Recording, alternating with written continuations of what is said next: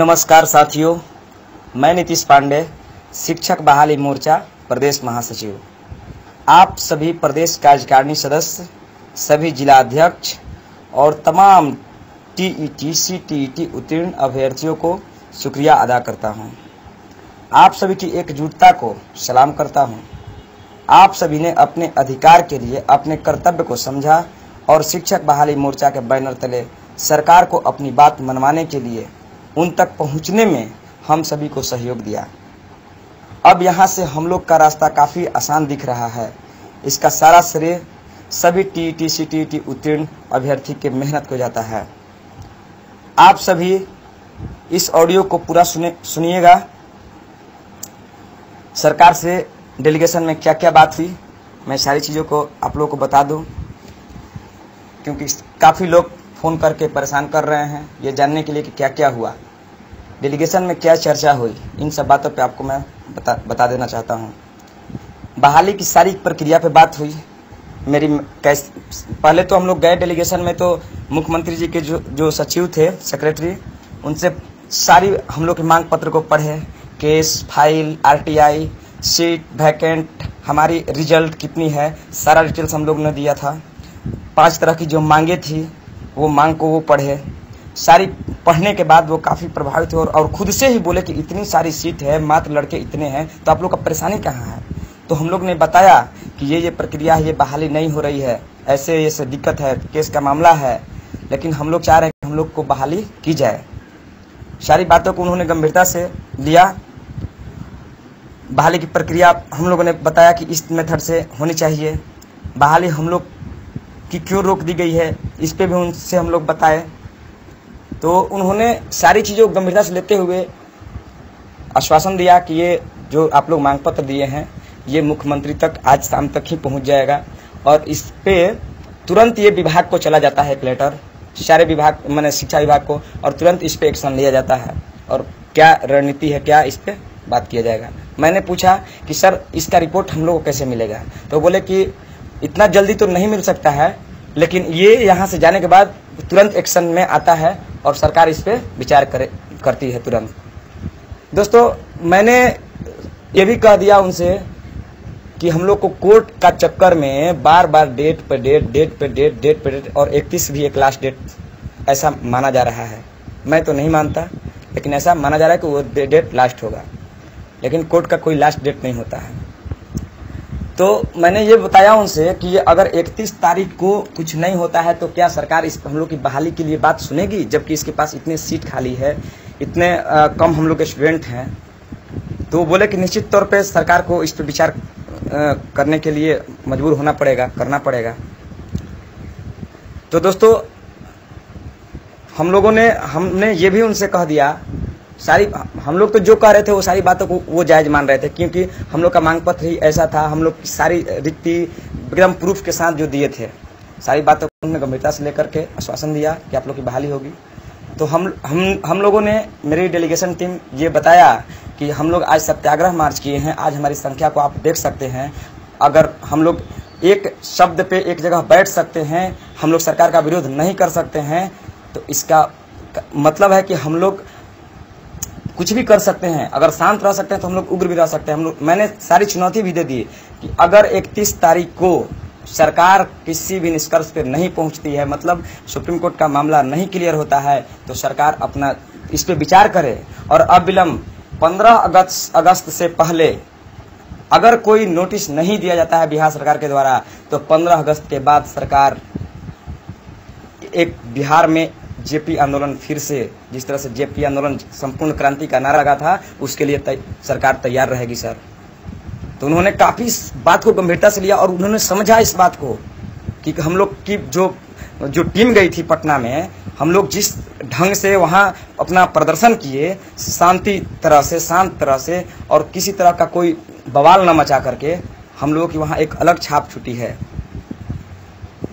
तो दोस्तों, जिस तरह से आप सब लोग की मेहनत और ईमानदारी और अपनी कर्मठता के चलते आज हम लोग इतना सफल हुए हैं, तो कहीं ना कहीं हम आप लोग से उम्मीद करते हैं कि हम लोग को शांति के साथ साथ फिर तुरंत, अगर 15 अगस्त के पहले कुछ नहीं होता है तो हम लोग तुरंत एक निर्णय लेंगे, क्योंकि दोस्तों आचार संहिता इसी साल के अंत तक लगने वाला है, चुनाव भी इसी साल के अगले साल के फर्स्ट में होने वाला है। तो अगर आप लोगों में उबाल नहीं आया, अगर आप लोगों ने एक दूसरे का सहयोग नहीं किया, एक दूसरे का साथ नहीं दिया, तो आप मरते रह जाएंगे। न कोई इतनी मजबूत संगठन होगी, न इतना बड़ा कोई कर्मठता करके आप सबको एक जगह लेके जाएगा। इसलिए आप सब खुद से मेहनत कीजिए, जो जहां से हैं जैसे हैं, और अपने आप को झोंक दीजिए कि 15 अगस्त तक अगर निर्णय नहीं आता है तो जो शिक्षक बहाली मोर्चा निर्णय लेगा उस पर आप लोग खड़े उतरेंगे।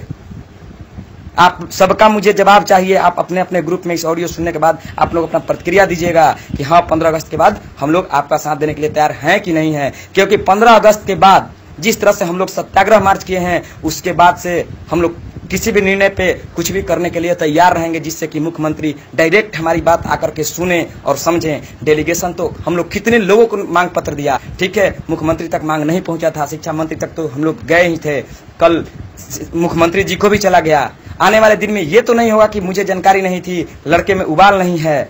दोस्तों आप लोग बैठिए मत, आप लोग को बैठना नहीं होगा। 15 अगस्त याद रखिएगा, 15 अगस्त तक अगर मुख्यमंत्री जी कुछ नहीं बोलते हैं तो शिक्षक बहाली मोर्चा ये बताएगा कि कैसे आपको करना है, क्या करना है, कब तक करना है और कैसे सबकी करना है। आपके पास सीट है, आपके पास सीट है, हमारी संख्या कम है, हमारा बिहार बर्बाद हो रहा है। मुख्यमंत्री जी आप मेरी बहाली कीजिए। मैंने इतना सारा बात मैंने उनके सेक्रेटरी से बोला और उन्होंने एक भी बात का मेरा मतलब विरोध नहीं किया, काटा नहीं कि हम लोग कहीं से गलत हैं। वो बोले, सेक्रेटरी जो IAS अधिकारी होते हैं वो बोले कि आप लोग कहीं से गलत नहीं हो, आप लोग की मांग जायज है।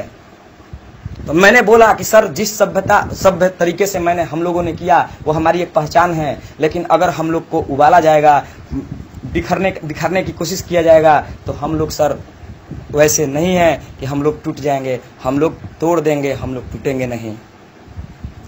दोस्तों आप सब जितना मेहनत किए, कितना दूर दूर से उत्तरी बिहार, दरभंगा, मधुबनी, अररिया, पूर्णिया, कहां कहां से लोग आ गए।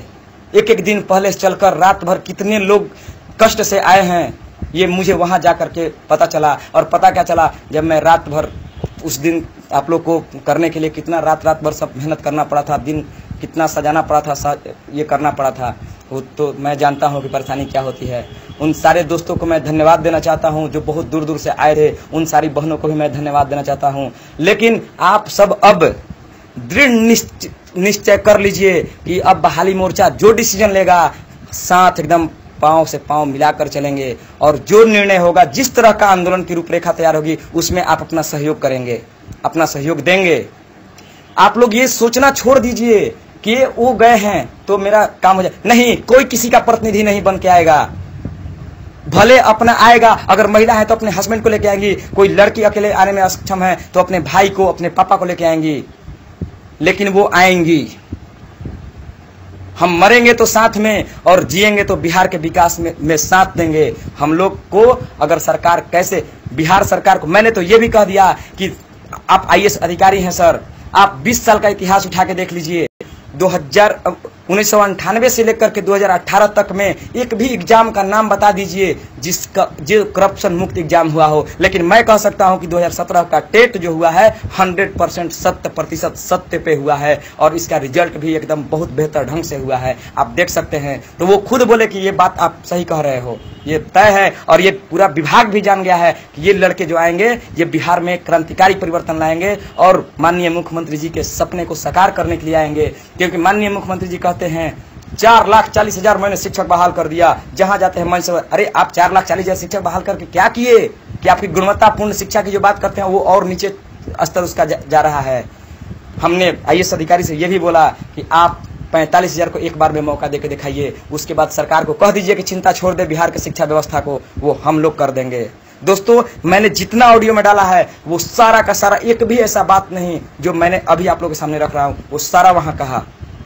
हमारी मांग पत्र जो था वो था ही, सब लोग जानते हैं कि मांग पत्र में क्या था, क्या कैसी बहाली हो, कैसा मांग हो, कैसी प्राथमिकता हो, क्या हो, सारा चीज संपूर्ण बहाली हो। लेकिन ये चीज हम आप लोग से ये कहना चाहते हैं कि आप लोग अब एकदम संभल जाइए, सुधर जाइए, और किसी की आलोचना, सारे जिला अध्यक्ष महोदय आपस में लड़ना छोड़ दीजिए, सारे प्रदेश कार्यकारिणी के लोग एक्टिव हो जाइए। मैं नीतीश पांडे ऐलान करता हूं कि अगर आप सब सहयोग एक दूसरे को करने लगे तो वो दिन दूर नहीं जब हम लोग मुख्यमंत्री आवास को भी अगर घेरने चले तो किसी का माई का लाल नहीं जो हम लोग को रोक दे। लेकिन हम सब की यूनिटी होनी चाहिए, हम सब की संख्या होनी चाहिए। हम सब की संख्या पर डिपेंड करता है कि हम लोग को कौन कौन हेल्प करने आते हैं, और वो दिन दिखा देना है। और जेपी आंदोलन का जो कंसेप्ट मैंने उनको दिया है, ये जेपी आंदोलन वो आंदोलन है जो पूरे भारत की सत्ता को एक क्षण के अंदर में, वो विद्यार्थियों का आंदोलन था जो पूरे भारत की सत्ता को बदल दिया था। तो ये बिहार सरकार क्या है। दोस्तों, आप सब लोग सहयोग कीजिए प्लीज, और इस ऑडियो के माध्यम से अपने आप को संगठित कीजिए, क्योंकि अगर नौकरी लेना है तो लेना है। अरे भाई, हम पूछते हैं आप में क्या कमी है, आपने कितना मेहनत करके ये पास किया है, एग्जाम कैसे किया है, ये हम लोग से छुपा नहीं है। क्योंकि जब जो चीज आदमी खुद से अनुभव नहीं करेगा वो क्या जानेगा किसी के मर्म को। नेता मंत्री विधायक के लोग क्या करते हैं, इनके बच्चे कहाँ जाते हैं उस स्कूल में पढ़ने, ये लोग क्यों जानेंगे। शिक्षक की पद खाली है तो खाली है, चुनाव आएगा तो घोषणा करेंगे, अगले चुनाव आएगा तो ज्वाइनिंग कराएंगे, अगले चुनाव आएगा तो फिर उनको फर्जी वाले को हटाएंगे। करते क्या हैं। इसलिए आप लोग सजग हो जाओ मेरे मित्र, मेरे भाई, मेरे बंधु और मेरी बहनों, सब लोग आप लोग संगठित होइए और एकदम युद्ध स्तर पे अपने आप को प्रिपेयर कर लीजिए कि बहाली मोर्चा जो भी डिसीजन लेगा उसका साथ देंगे, हर एक पग पे साथ देंगे। जैसे हो, सामाजिक रूप से, आर्थिक रूप से, मेंटली रूप से, जैसे हो सब जगह से। धन्यवाद। मैं आगे और भी बताऊंगा क्या निर्णय लिया जाएगा, क्या किया जाएगा, और आप सब लोग, सारे लोग इस बात को